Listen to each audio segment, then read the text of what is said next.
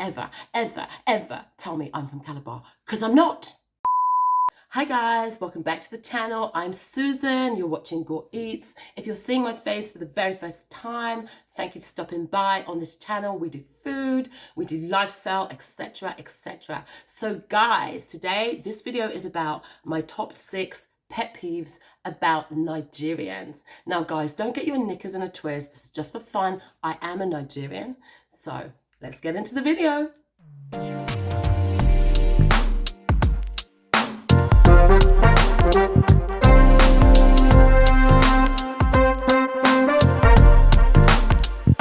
Okay, so the first one is unsolicited advice. Oh my God, this is advice that you don't ask for. Wow, one of the things that really ticks me off is that people are always trying to tell you what to do. I am in my 5th decade of life. Yes, thank you, thank you. I know what I'm doing. So I go to the hairdressers, I might ask for a particular style, I want my hair in a particular way. And it's like, no, do it this way, do this, do that, as if I don't know what I'm doing. They'll tell me what I should be eating, or maybe I need to lose weight, or maybe I need to gain weight. Guys, that really ticks me off. So please keep your advice to yourself. Unless they ask you, don't tell me anything. Oh, and guess what? When I don't take their advice, I'm told I'm too stubborn, you're very stubborn, this, you don't listen, you don't hear what. Can I not just be me? Can I not just do me? Guys, is that a hard thing to ask for? Just to be myself, do what I want. I know what I'm doing. Wow, it ticks me off. I could make a whole video about that, really. I don't like that. Number 2 is lack of geographical knowledge, or I call it ignorance, but let's call it lack of geographical knowledge to be polite. Okay, so I'm an behaviour girl, and people ask me where in Nigeria I'm from, and I will tell them Akwa Ibom state, and they're like, so that's Calabar. Wrong answer. It's not Calabar. Okay, let me give you a history lesson. On the 23rd of September 1987, that's 34 years ago, Cross River State, which had the capital of Calabar, divided into Cross River State and Akwa Ibom, okay? So it is a state on its own.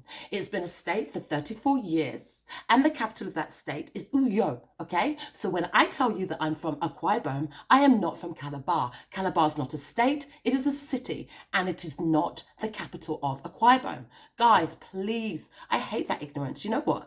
I don't actually think it's ignorance. I think it's people just lumping Ibibio and Efik people together because of our cultural similarities, but it ticks me off.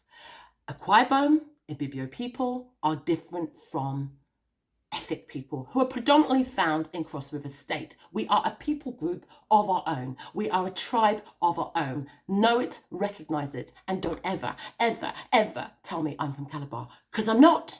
Oh my goodness, right? This is the thing, number 3, that ticks me off every single time that I go to Nigeria. This thing ticks me off. Okay, so you go into a restaurant and you ask them, what food do you have? Listen to what I said. I said, what food do you have? They'll tell me, we have fufu, we have pounded yam, we have gari, we have amala. That's the wrong answer. Food. I'm asking you, what food do you have? Not the side part. What food? What soups do you have? Guys, I mean, is that hard? I don't care what I'm dipping into my soup. I care what soup I have, whether it's afang, whether it's a gusi or bono. That's what I'm interested in. I'm interested in whether you've got stew, what meat there is, the main part, the vegetables, the main part. When I've chosen the main part, then I'll decide what I want to dip into my soup. Why is that such a hard thing? I don't wake up in the morning and think, oh, I want to have pounded yam. I wake up in the morning thinking, I want to have afang, I want to have a gusi, I want to have a bono. Jeez, get this one straight. This is one thing that I pray, I wish will change about Nigeria. Please, when I enter, if you see this face entering any restaurant in Nigeria and I ever ask you, what is there to eat? Please just tell me what the soup is. Tell me what the soup is. Tell me what the meat is. Don't tell me what I'm going to dip into my soup. I get angry because normally I'm hangry anyway. That's angry and hungry together. You know, that feeling when you're really hungry and it makes you angry because you just want to eat something. I'm not interested in fufu and bagari, nothing. Just the soup. Just what I'm going to have, what I'm going to eat. The meats, guys, that one, wow, that one annoys me. And you know what? Even though I know people are going to tell me what to dip, I always get angry. I just can't get used to it. I can't, I won't, I refuse. I refuse. It's not logical. It's not logical. It's not logical. No, I won't accept that one. Never. Okay, so number 4 is telling me or telling my children that they are white, stroke, or Yubo. Wow. So guys, I have mixed race children. My children are half Israeli, as some of you know. They have their own channel. It's called @DiasporaTwinz. So check over on their channel and just check it out. Subscribe if you like what you see. So they are half Nigerian and half Israeli, okay? Obviously, they're not the same skin tone as me. They're obviously a lot lighter, but they are dual ethnicity, at the very least dual ethnicity.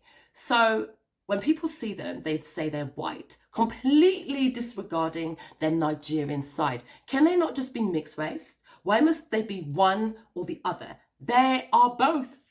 And most importantly of all, they have a Nigerian side, they're in Nigeria, and they should be treated like any other Nigerian person, okay? So guys, that one really ticks me off. We are so quick to not claim our own. So any little thing, someone's born outside Nigeria, you're not Nigerian. You're mixed race, you're no longer Nigerian. My kids are Nigerian. They have the Nigerian nationality. They have Nigerian blood running through their veins. They are Nigerians. Guys, accept it or to the left, out.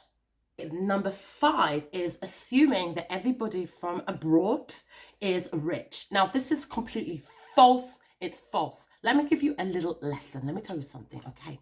So currently, I think compared to the pound, the Nigerian naira is like, it's 750 naira to the pound black market and about 500 or thereabouts through the banks, okay? So even somebody who has a menial job in England coming to Nigeria with their pocket money is going to have spending power purely because of the exchange rate. It might appear that they can have this, that, whatever they like in Nigeria because prices are a lot cheaper and they have the spending power because they're coming with pounds. That doesn't make them rich. It doesn't mean in the country that they live in that they have lots of money. They could even be struggling. Many people save up a whole bunch of money and come to Nigeria once every 3 years, once every 5 or 10 years, and then they spend. It doesn't make them rich. It doesn't mean that they can just write you a check for £1,000 just like that. They don't have things like that. They don't have that type of money,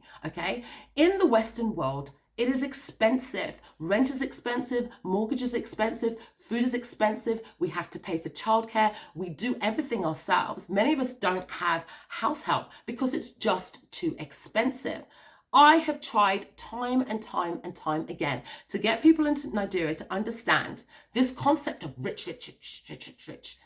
People coming from the Western world are not rich. Yes, I do understand there are some people who have left Nigeria and when they come back, they want to flex, they want to show, they want to spend, they want people to look at me, think that I've made it. Guys, they're just packaging.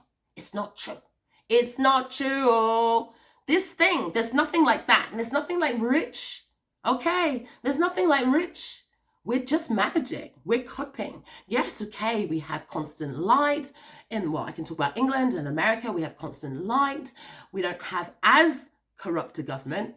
Listen to what I said, as corrupt. There's corruption everywhere. But obviously in the UK, it's not visibly as corrupt as in Nigeria.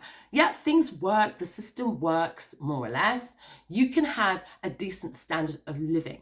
But by no means are people rich. People do not have 10 cars. I don't know anybody with 10 cars. I don't know anybody with 5 mansions. People will have their main house. The odd few might have a couple of houses, but that's not the norm. So guys, those of you that did not understand before, this concept of people from abroad being rich, mbok, biko, please, por favor, whichever language you speak, understand we are not rich. We are not ritual. It's because of the exchange rate. That's it. So please understand it. So number 6 is the genocide, tribalism, corruption, all of those dark things that I'm not going to talk about them. This is a light-hearted video, so we're going to move on. So guys, that's the end of the video. If you like this video, make sure that you like, share, subscribe, and all that good stuff. Just remember, this video was just for fun. These are my opinions. I have the right to share them. If you don't like it, if you did. But guys, don't come for me in the comment section. Don't come for me in the comment section. If you come for me, I'll come for you, or I'll just delete you. Nah, I won't. Anybody can share whatever opinion they like. I may not agree with it, but thank you guys for watching the video, and I will see you in the next video. Bye-bye.